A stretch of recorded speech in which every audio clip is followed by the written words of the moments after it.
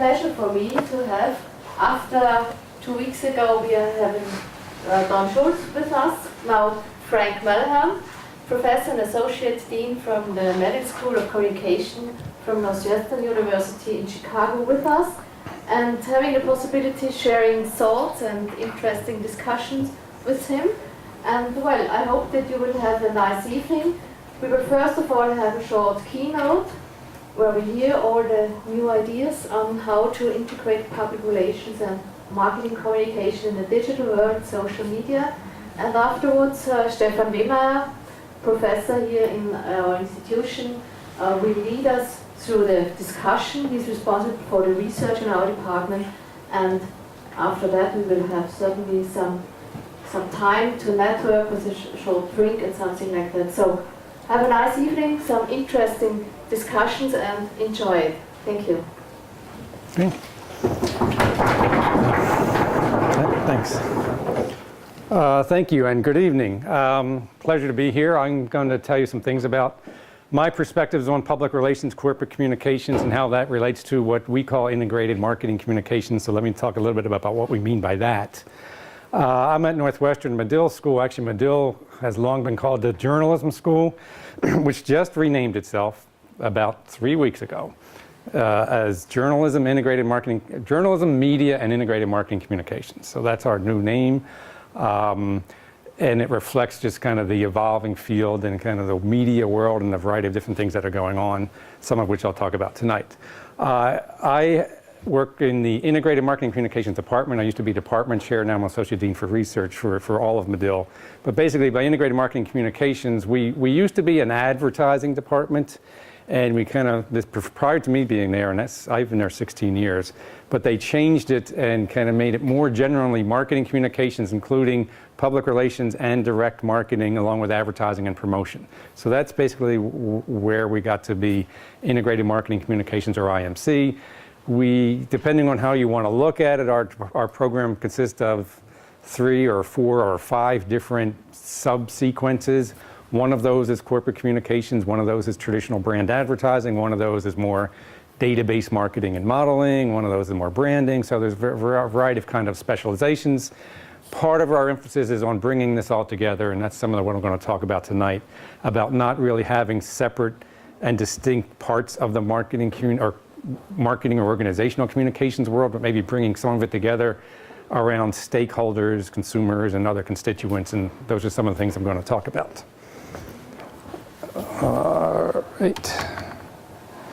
Okay, so what is IMC? I'm not going to be big on definitions, but basically some kind of a strategic process for coordinating, managing all relevant touch points and communications with certain stakeholders. In our program, it's primarily consumers, probably because there are more jobs in advertising and marketing than there are in other parts of the marketing communications world. But certainly we deal a lot with public relations and other stakeholders, including employees, investors, and regulators, and the general public, and so forth, the government.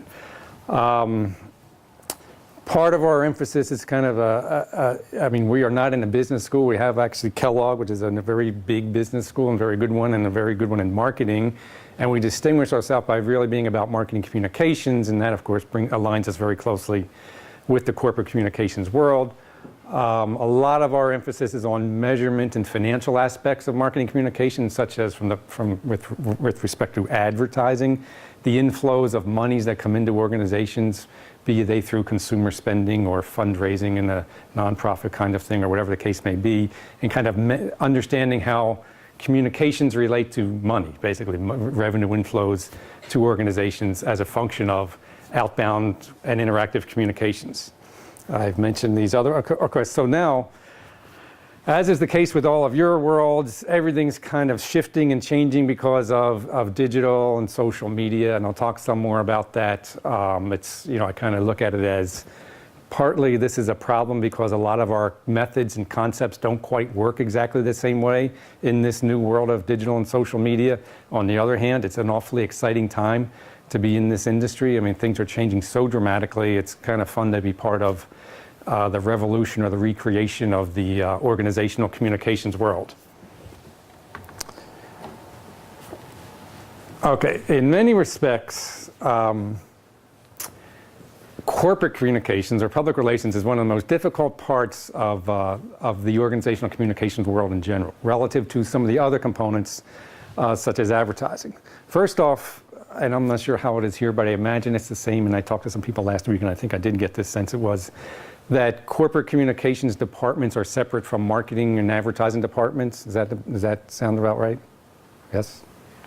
And that's an issue. So when we look at it from a constituent or a stakeholder perspective, and the idea of all the communications should add up to something coherent and consistent, it's difficult for organizations to do that, for businesses to do that, because they have different departments doing different parts of the marketing of the communication mix. And so you immediately get into this problem of organizational structure. Secondly, different kinds of agencies. So most large organizations will have an advertising agency for branding and advertising communications, and a public relations agency for corporate communications. So you have different agencies doing different things. Sometimes the agencies will have different strategic priorities, different budgets, different ways of spending their budgets, often not much consistency or coherency or coordination in the part of those strategic developments or executions. Thirdly, talking to different audiences or constituents. So again, the marketing folks are largely concerned with consumers and maybe relatedly retailers.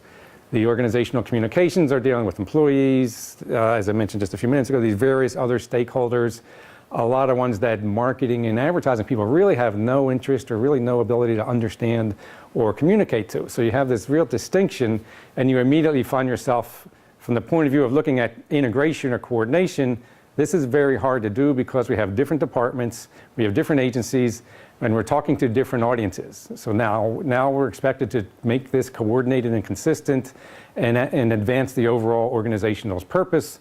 These are some serious roadblocks. We use the term stakeholder integration a lot for something that public relations can do, because unlike advertising and marketing, public relations is already dealing with multiple audiences or multiple stakeholders and has to find out ways to make itself and its organization relevant to all of those audiences. So public relations already has that.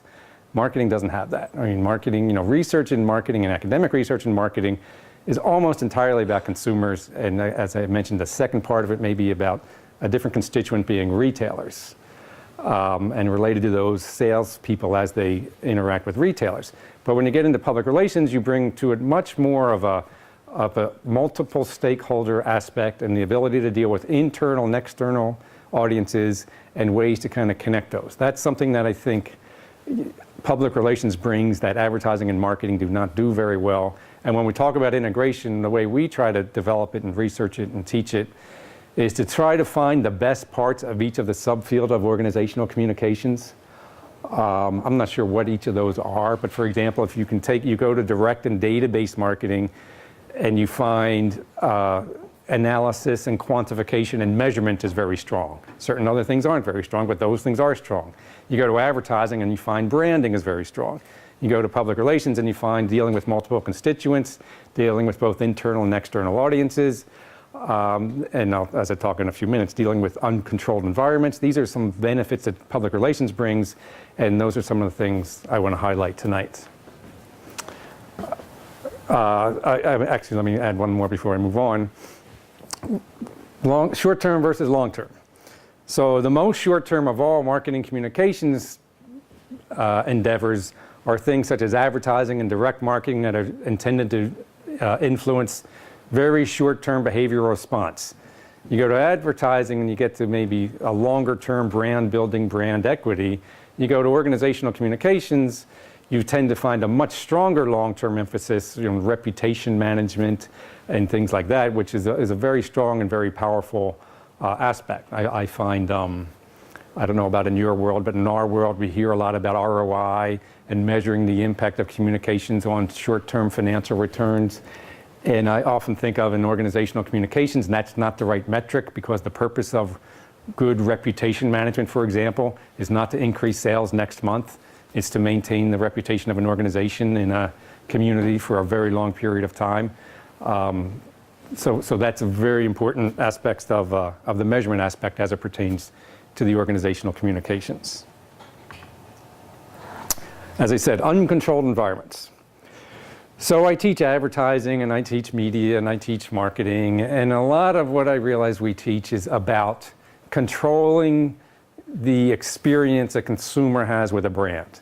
So when in the advertising that world means that the word controlling means having the brand advertisement. Maybe it's a 30-second TV ad, maybe it's a billboard, maybe it's a print ad, whatever it is, the content of that ad is highly controlled, highly designed, explicitly formulated in a way that is expected to optimize the brand experience for the consumer through that particular media outlet. Same thing could be argued for a point of purchase, and brands want to control the experience that consumers have with a brand in a store. So marketing, communications, advertising, and media, very much about that kind of thing. What's happening is we're losing control, right? The media is changing. While public relations, I think, brings that sense of comfort with dealing with uncontrolled environments. I mean, my goodness, you folks deal with reporters. Any reporters in the audience? I mean, you don't control reporters. You're not supposed to control reporters in the publicity context, but that's a difficult audience to deal with, and public relations professionals learn how to engage and interact with the media, the news media, in order to try to advance organizational communication goals with respect to brand or reputation or whatever the case may be. That's dealing with an uncontrolled environment. I would argue that most of the future of media is going to be far less controllable from the point of view of an organization than it has been in the past. Again, if you look at commercial television, it is largely designed around the desire to have controlled environments for consumers to experience brand advertising. I mean, basically the TV shows are designed to attract the audiences and get them in a state of mind such as so that the advertising is effective. That's basically what TV content is designed to do in a purely commercial sense. In corporate communications, not so much the case at all, and much more of a history of dealing with uncontrolled environments. The reason why that matters now is because of what's happening in media and the changes in media, making it far less controllable by the communicators than it has been in the past. So let's take a quick look at media and what it means for public relations and integrated marketing communications. Okay, so I'm a big believer in what I'll call the impact of infrastructure. Infrastructure meaning technology, platforms, physical constraints. So what's happening now is the media infrastructure is changing dramatically, and it's changing phenomenally. And I want to talk some about that and what some of the implications are.